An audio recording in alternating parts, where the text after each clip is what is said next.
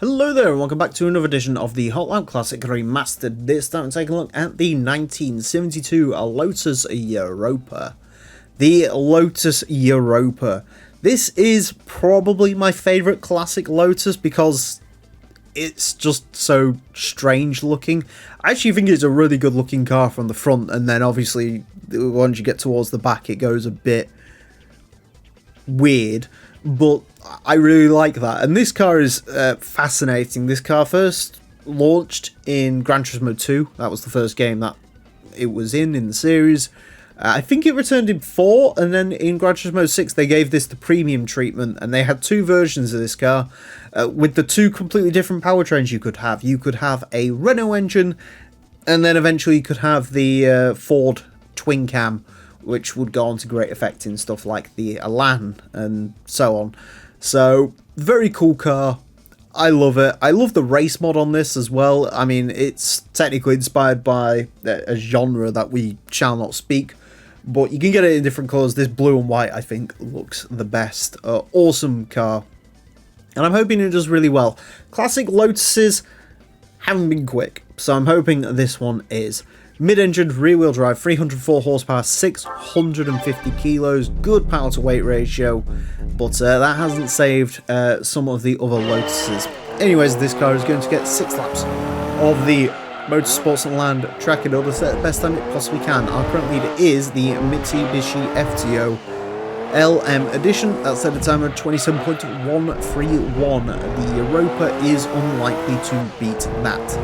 In terms of where the Europa is going to end up, well, the classic Lotus Elan set a time of a 31.597, and the quickest at least we've had set a time of 31.517. So, in an ideal world, this should be quicker than those, but we will see. That first lap seemed quite promising. Yeah, hopefully this does well. 304 horsepower, it's got more than enough power to sort of do well, but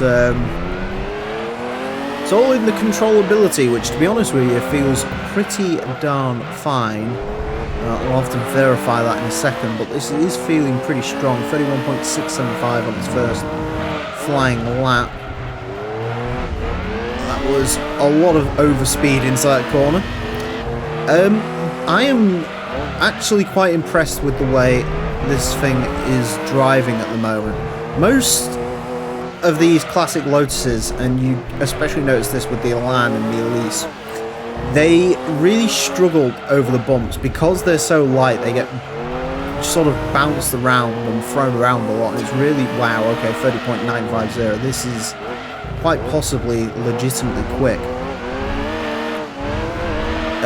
They sort of got buffeted around a lot on the grass. This doesn't seem to have as much that issue. It's still there a little bit. It still sort of reminds you it's a 650 kilo car sometimes, but it feels quite planted. It'll be interesting to see how close this can get to the Tommy Kaira, the ZZS, the Japanese Elise, which actually did quite well. That set a time of like 30.77, I think it was. Sort of right around stuff like the C4 Corvettes and some proper serious sports cars. So if this can get close to that, that would be cool. A little bit of sliding from the rear axle there. I suppose the one issue with this, and we see this quite a lot in light cars, there's not a lot of weight. 565, wow. There's not a lot of weight sort of pushing the tyres into the track, and so it does mean you get handling that's a little bit wishy-washy. It's not quite got enough traction out the corners, not quite got enough turning in the corners, and it sort of seems to be a bit random on whether you get turning or not. But slide. Damn! If it wasn't for that slide, that's annoying. I'll take the 565, but yeah, that was just that last little bit. We've seen cars sort of lose time there before, and This is another one to add to the list. I think this could be quicker. To be honest with you, I legitimately wouldn't be surprised if we can get this into a 30.4. That is phenomenal. For a car like this, I mean, I'll say it, this is within 2/10 of a V8 Esprit. Wow, that quickest lap wasn't... Look how much of a heat we was on for that final lap as well. Oh, that is heartbreaking. That really is, because if we'd got that sector 3 time, that would have been a 30.3 car. 30.2, 30.3, beating the Esprit, but yeah, unfortunately, just caught out at the end. But we'll still say that a 30.565 certainly isn't anything to be too mad about. A 30.565 will place this into 155th place. It does actually beat the previous V8 Esprit we had round. That was one of the first cars we had round, but it still beats it. Beats the Nissan Silvia Spec S, Savannah RX-7, Mazda Roadster B-Spec, E36. As mentioned, this is about 0.2 up the road from the Tommy Kaira ZZS Coupe and the Yugen S2000, Mazda Roadster. Very quick car, this.